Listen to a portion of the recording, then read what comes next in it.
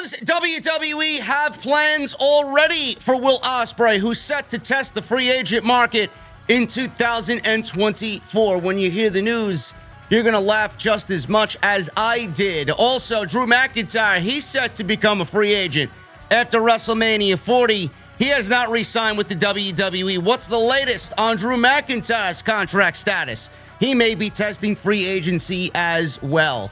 And Jerry Lynn, AEW coach / producer, lashes out against online reports, citing creative frustration with the AEW creative team and last-minute changes and roster not knowing what they're doing up until late in the show.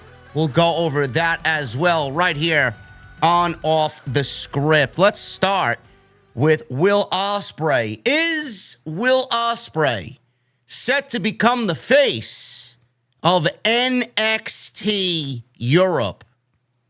Now, I know, man, when I heard this news, I absolutely laughed my ass off.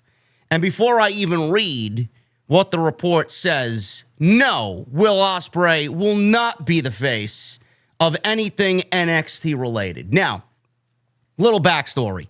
Everybody and their mother is interested in Will Ospreay. Rightfully so. He's probably the best wrestler in the world this year, 2023. He's got stiff competition from MJF. Not going to slight you in the least if you want to choose one over the other. They're two fantastic performers this year, breakout performers. His deal is coming up. He's got WWE looking at him, AEW looking at him, Impact looking at him, New Japan looking at him.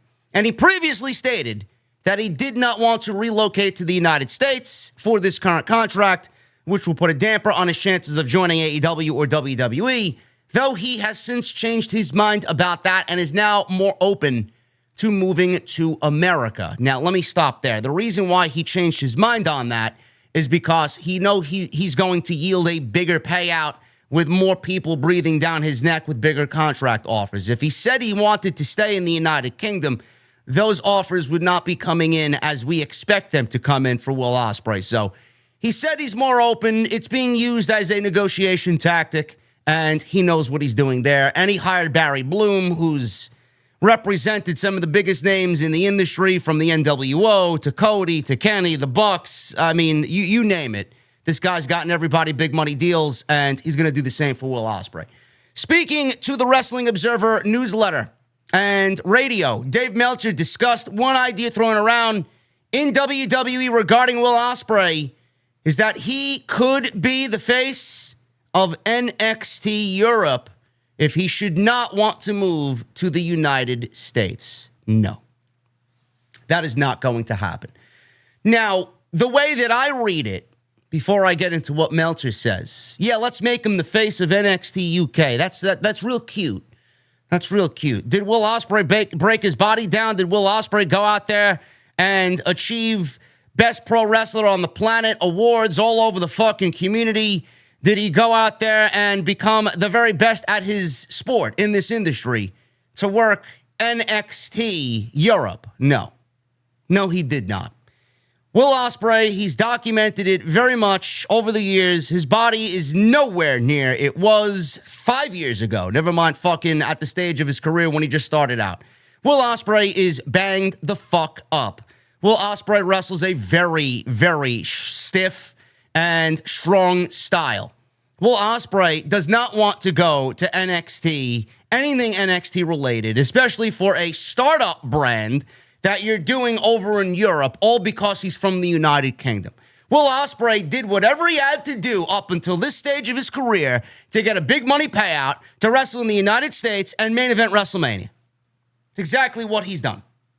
He didn't do all this to wrestle and be the face of NXT fucking Europe, okay?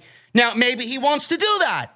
If he wants to do that, good on him. I respect his decision. But WWE basically is giving him this option, supposedly, giving him this option just in case he doesn't want to leave home. Yeah, we still got another spot for you that's really, really lucrative and really great. In so many words, you could stay home. We'll give you this NXT Europe deal. We'll make you the face of the brand. Just please don't sign with AEW. We don't want you coming to the States. You can stay there. Don't come to the States. If you don't want to wrestle for us in the States, don't wrestle for AEW. It's exactly what they're thinking, supposedly. Now, Meltzer says this. One idea was thrown around to me about NXT Europe being built around Will Ospreay.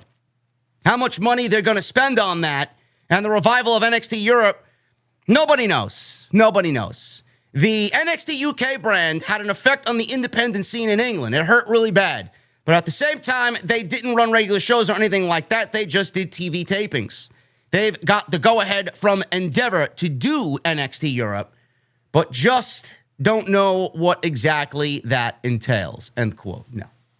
Now, Will Ospreay is joining either AEW or WWE. I've said this once. I'm going to say it again. Where do I think he ends up? I think he ends up in AEW as it gives him more freedom to do what he wants. If he wants to wrestle in Europe, if he wants to wrestle in New Japan, if he wants to wrestle in the States, he can do that and do that with AEW. He's not going to go to WWE and ask Triple H, hey, Paul, listen, New Japan called. They want me at Wrestle Kingdom 21. No, they're not going to do that. They're not going to let him do that. Once he's with WWE, he's with WWE until the duration of his contract ends. That's it.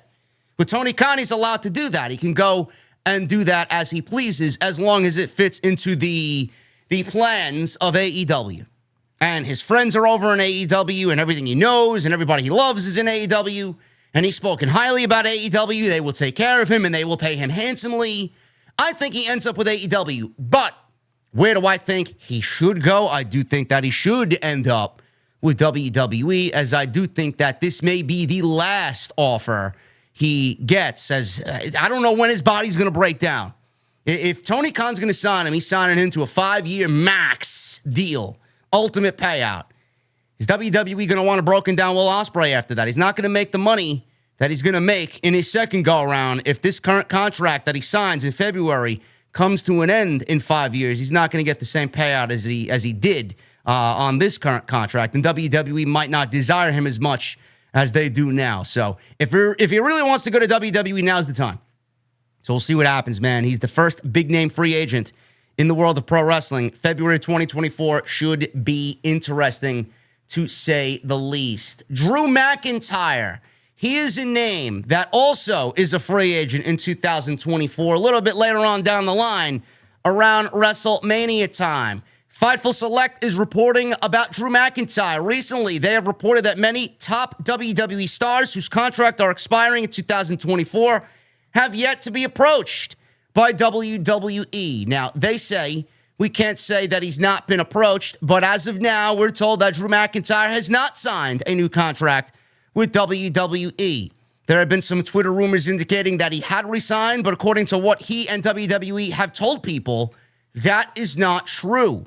Now, they say that they'll likely be updating this repeatedly as the process goes on, and as Drew McIntyre is the first major name that could fall in the TKO era of resigning major talent to WWE deals, and that is a major, major name.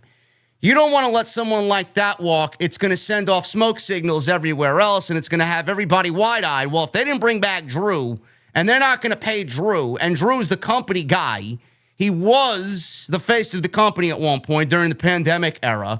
This is the type of guy you want on your roster, on your TV, in your locker room, loyal, dedicated, trustworthy, great PR guy. This is the type of guy you want in every aspect on your roster. If they don't want him, what the fuck does that say about everybody else if they let him walk?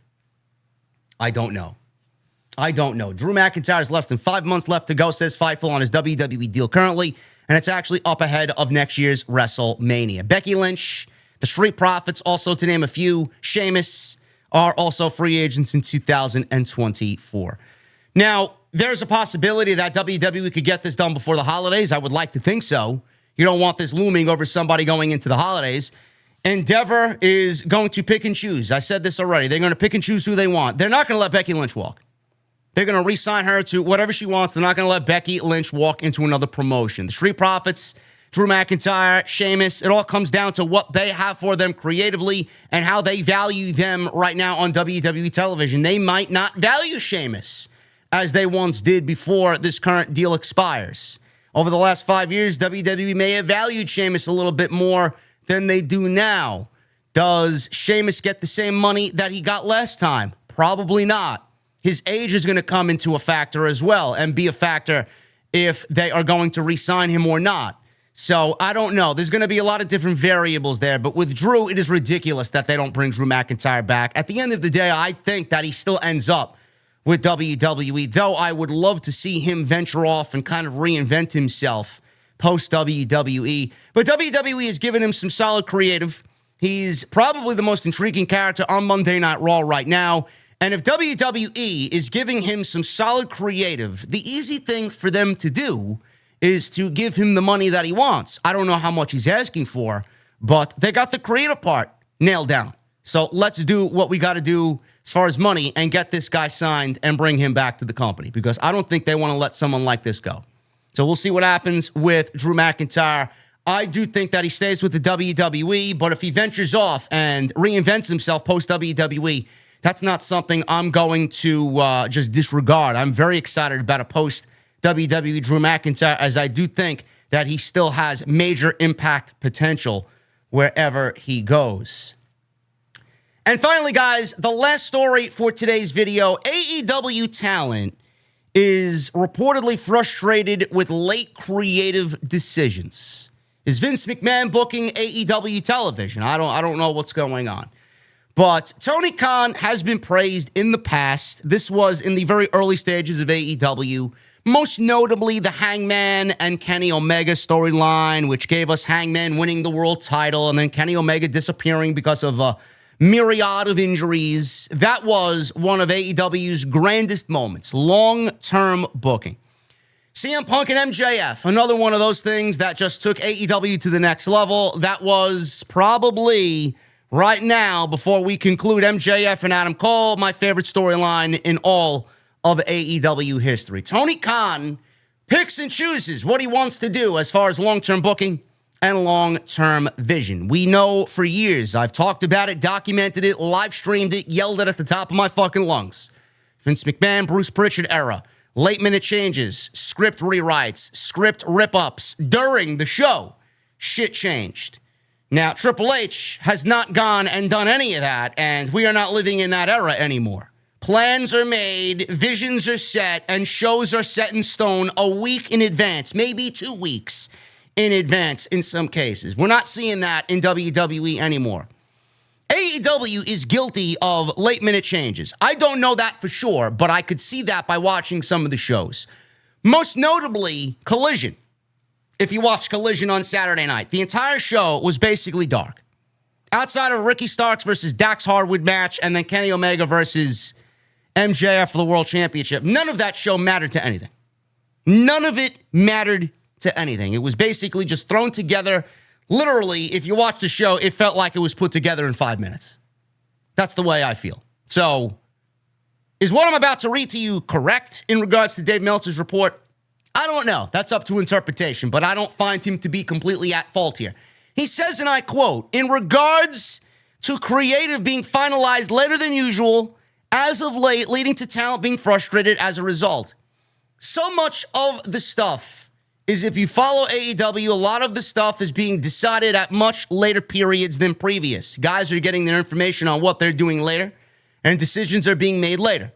So that's just how it is. I mean, there's time on the day of the show when you don't even know what's going on. It's almost like we talk about WWE, which is also very frustrating for talent.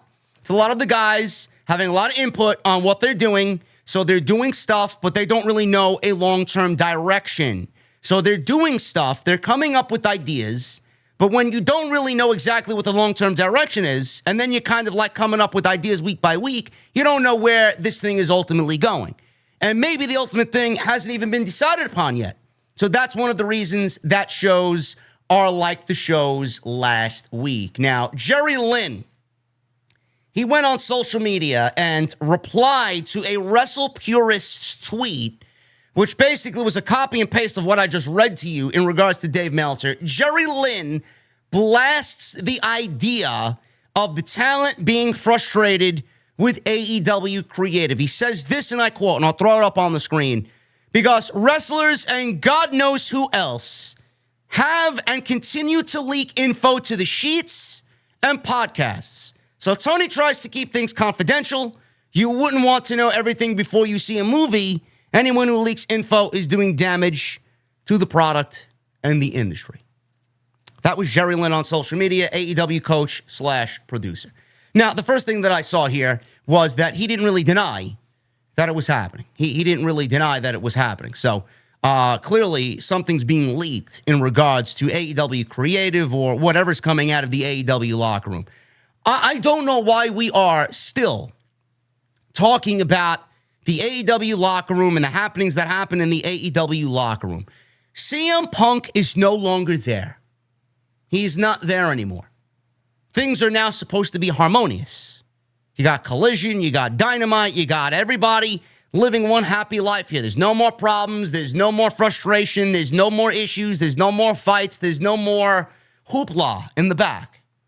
So why are we now on October 30th, October 31st, why are we going and starting rumors in regards to what's happening in the AEW locker room? Now, like I said, Jerry Lynn didn't really deny it. I'm assuming he knows it's happening, and we all know what's happening. But who exactly is leaking this to a Meltzer or to a SAP or to a podcast of sorts? Who's leaking this information?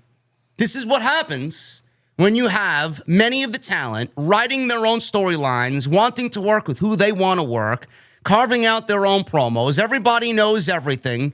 This is not the WWE where you have specific producers who write and manage certain portions of the show, write and manage for certain talent. Then those producers work with the talent, bring the stories and the ideas to the creative team, and then the work goes round and round. The machine goes round and round.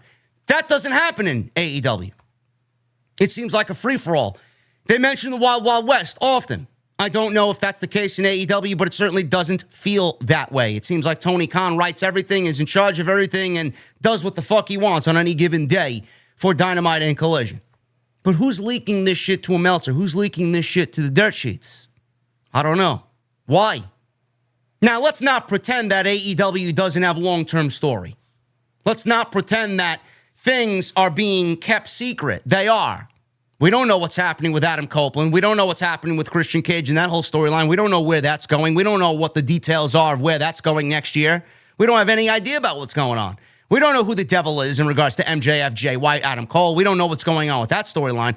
AEW is in the midst of two incredibly long-term visions, long-term stories on their television. Two stories, by the way, which may be their strongest to date. Nothing's been leaked in regards to that. It's not like the devil has been leaked. Oh, this guy's going to be the devil. We don't know what's going on in regards to Adam Cole. Supposedly he got surgery, so that should dead the rumor that it's all a work. I don't really know what exactly is the problem here. What exactly is being leaked? Who needs their name in the spotlight, according to AEW, Jerry Lynn here? Who needs to be shouted out by SAP? Who needs to be rubbing elbows with SAP or Mike Johnson or Dave Meltzer? I don't really understand why that is pertinent to your career. I don't understand it. If you respect AEW and respect the television show that they're trying to put on, you'd shut your fucking mouth and not leak anything to anybody. Because I know as a fan that social media has kind of disenfranchised a lot of people, ruined wrestling for a lot of people. There's no genuine surprise anymore. Really, there really isn't any surprise. Rarely you get something like an Adam Copeland. We all knew Adam Copeland was showing up. I guess that was just intuition from a lot of fans, but it wasn't really blabbed out there. It wasn't blasted out there in fucking spotlights. Adam Copeland joining AEW. We all kind of just made assumptions, man. Fans are too smart nowadays. Maybe that's what it is. Maybe Jerry Lynn can't discern or differentiate from the dumb fan to the smart fan. Fans are not stupid nowadays. Sometimes these promotions don't really hide what they're doing. Sometimes they'll blatantly put it out there right in front of you on TV, want you to know what it is, to generate buzz online. They are guilty of that themselves. But let's not pretend Tony Khan is a master of long-term booking. He's not. For most of this year, he threw a lot of shit at the wall and hoped that it sticked. He stumbled upon Adam Cole MJF. He's lucky he got Adam Copeland and Christian, which brings with it 25 years of story that is basically no effort content. So let's not pretend that Tony Khan's a master of long-term booking. I'm sure things are going to be leaked. It's the age of social media. If something is not leaked, I'm shocked. But Jerry Lynn didn't deny it. Is Jerry Lynn wrong? No.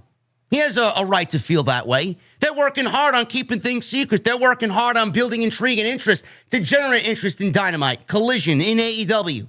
And then things get ruined by some fucking dummy in the back who wants to leak it, and then it's all over the fucking place. It's a double-edged sword. I don't like it as a fan, but as a content creator, I kind of live for this shit, because without that, we don't get reports, and then you guys don't get videos. So which one do you want? It's a mixed bag. But is Dave Meltzer wrong? No, because we've seen it. Is Jerry Lynn wrong? No, he has a right to feel that way, because what they're probably working on behind the scenes is something special, and it's got a major payoff, and they don't want it to be fucking ruined. Tony Khan wants to keep it as secret as possible. So yeah, there is frustration with things being leaked. It's the age of social media. I'm sure we'll all get over it. Thank you guys very much for all your support. If you enjoyed today's news, let me know what you think down below in the comments section. Are you, I would say, in agreement with Jerry Lynn about this tweet that he put out? Anyone who leaks info is doing damage to the product and the industry. He's not wrong. Let me know what you guys think about that. Let me know what you think about Will Ospreay and Drew McIntyre and their free agent status with both WWE and other major promotions that Will Ospreay could potentially be looked at. Thank you guys very much. Hit that subscribe button down below. Turn on the bell for notifications. Hit that thumbs up. Try for 1,000 likes on today's OTS Extra. And go check out the other videos on the channel, including last night's Monday Night Raw live stream post show right here on OTS. Guys, I'll be back with more news, and I'll be live tonight with Andrew Baydala for TNT right here on Off the Script. I'll see you guys later.